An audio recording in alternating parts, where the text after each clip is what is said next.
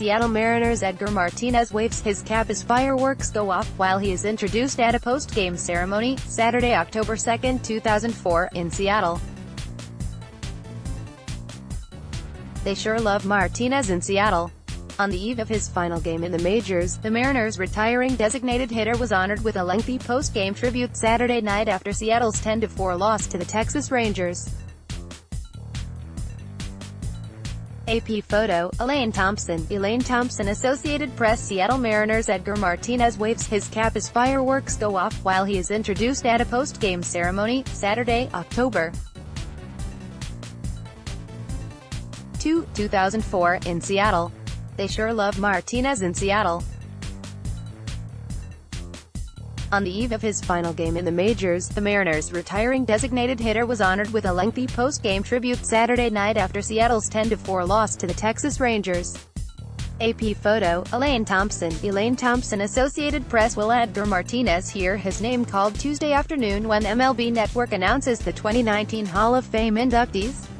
This is Martinez's 10th and final year on the ballot, and if he doesn't earn the 75% of votes needed for enshrinement, he'd have to take his chances later on with the Today's Game era committee. Martinez fell just short of induction last year with 70.4%, and it should be noted that since 1966, 19 of 20 candidates who received at least 70% of the vote and had eligibility remaining were elected the following year. Jim Bunning was the lone exception, but he was ultimately elected by the Veterans Committee. So prepare your speech, Edgar. Here's a look at 5 reasons why he should be among the game's greats in the Hall of Fame. 1. Right-handed Haas. Did you know only 6 right-handed hitters in the modern era have compiled a career/line of at least .310, .410, .510 batting average, on-base percentage, slugging percentage? One is, you guessed it, Martinez.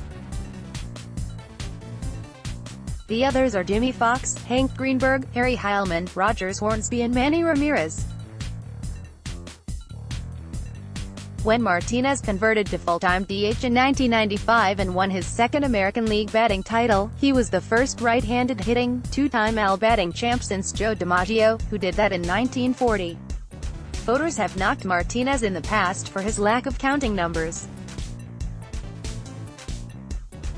But since the expansion era, after 1961, 4 right-handed hitters have compiled at least 2,000 hits, 500 doubles, 300 home runs, 1,200 RBI and 1,200 walks.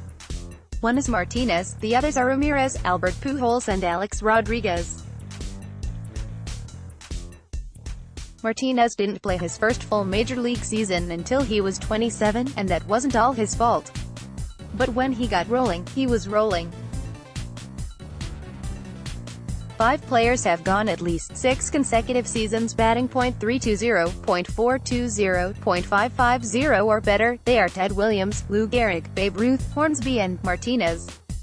Now that's company. One more, Martinez had 2 seasons with at least 25 home runs, 50 doubles and 100 walks, which speaks to his keen plate discipline as well as his power. Every Hall of Famer combined has 2 such seasons. Gehrig did it in 1927 and Stan Musial in 1953. To his peers they so what did some of the other greats of the game say about Martinez? Start with the pitchers. Pedro Martinez, the toughest guy the first faced, I think, with all due respect to all the players in the league, was Edgar Martinez. He had to make me throw at least 13 fastballs above 95. Edgar was a guy that had the ability to foul off pitches, and it pissed me off because I couldn't get the guy out. Dennis Eckersley. Edgar Martinez, one of the greatest right-handed hitters who ever lived. Randy Johnson. Edgar Martinez is, hands down, the best hitter that I've ever seen. He is the best pure hitter that I got to see on a nightly basis. Mariano Rivera, the toughest, and thank God he retired. Edgar Martinez. I think every pitcher will say that. Ron Darling. There are 3 hitters I think of in my career that you could not get out in any way. They really dictated the at-bats. That was Tony Gwynn, Paul Molitor, both Hall of Famers, and Edgar Martinez. Jack Morris. He was a hell of a good hitter. How about other hitters? David Ortiz. I remember when I was coming up, I used to watch a guy like Edgar hit and I was like, this is ridiculous. When you're a career .312 hitter at this level, that means you pretty much got everything down. Jorge Posada, he was the best hitter I've ever seen. He was tough to get out. He was prepared. Ken Griffey Jr., Edgar deserves to be in the Hall of Fame. He was one of the most feared hitters in the game for 10+ years. Paul Molitor, he was one of the most feared right-handed hitters for a long time in this league. The amount of respect he has from his peers speaks to the value of the offensive player he was. Managers, too. Mike Scioscia, in my mind, he's a Hall of Famer. I think he's the Tony Perez of our generation. If you talk about a guy who consistently hit the ball hard on an at-bat-by-at-bat basis, Edgar is in an elite group. Dusty Baker, a professional, quiet, humble giant, and one of the best right-handed hitters ever seen. Lou Piniella, best DH of all time. A classy person. He's got Hall of Fame numbers, one of the best right-handed hitters I've seen. 3. Respect the DH. During Martinez's retirement ceremony at Safeco Field in 2004, then-Commissioner Bud Selig announced MLB was renaming the league's top DH award the Edgar Martinez Outstanding Designated Hitter Award.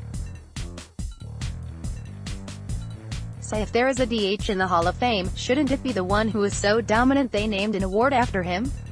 Wins above replacement WAR, factors defensive contributions and knocks players for their lack of it. So Martinez's career WAR already factors a career spent mostly at DH. But consider this, from 1995 to 2001, age 32 to 38 for Martinez, his WAR ranked just behind Barry Bonds, Alex Rodriguez, Jeff Bagwell and Ken Griffey Jr., and just ahead of Sammy Sosa. Martinez was at 40.7, Griffey at 41.1. So, yes, just barely behind Griffey, who won an MVP and 4 Gold Gloves during that stretch. For Mariners icon there's the award, but there's also Edgar Martinez Drive, Edgar's Cantina, his retired jersey number. T-Mobile Park is decorated in tokens of a beloved player who played the entirety of his 18-year career with the Mariners. He was there for it all. But while Mariners' history has been littered with a lot of bad, Martinez was part of just about all of the good. Their first playoff run in 1995, then 1997, 2000 and the 116-win 2001 season. Even while Griffey, Johnson and Rodriguez left, Martinez was there. He's still the co-holder of the record for most hits in a division series, when he went 12 for 21 in the Mariners' 3-2 ALDS victory over the Yankees. He had the double, which scored Ken Griffey Jr. for the walk-off run in the 11th inning of the decisive Game 5. The hit is credited with generating the support it needed for the Mariners to secure a new taxpayer-funded stadium. It's simply the most famous hit in Mariners history. 5. Overcoming adversity. Martinez never imagined growing up in Puerto Rico and idolizing Roberto Clemente that about 40 years later he'd earn the Roberto Clemente Award, which recognizes the player who best represents baseball through sportsmanship, community involvement and positive contributions, on and off the field. He was the first Puerto Rican to receive the award. Before that he honed his swing as a teenager in Miquelao with a broomstick, hitting balls, rocks, bottle caps, Christmas ornaments or drops of water. When he was 20, he was supervising a furniture store with a night job at a General Electric factory while taking classes at an American University in San Juan before Mariners scout Marty Martinez noticed him playing semi-pro ball on the weekends. Even after that, and being old by prospect standards, and after winning his 2 batting titles, he then battled a serious vision abnormality called strabismus.